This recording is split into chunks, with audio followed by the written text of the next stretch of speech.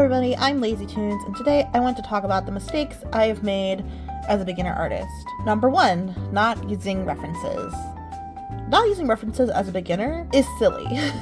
When I started drawing, I didn't think I needed to use references, but it's like, try drawing any animal without a reference, and then draw one with one. There's a very big difference.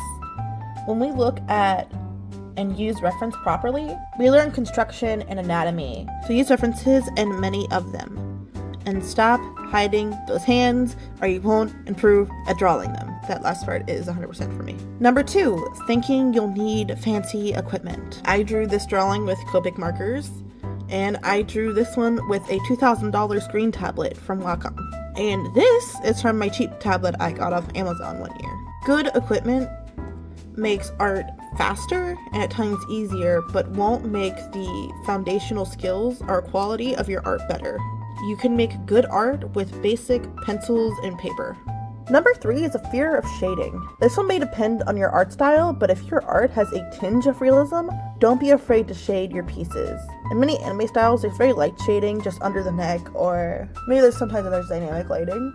But for my personal desired style, there's a lot of importance in lighting, not only how the characters interact with each other, but how the environment interacts with them. Finally, I think you probably know this tip, but using black to shade.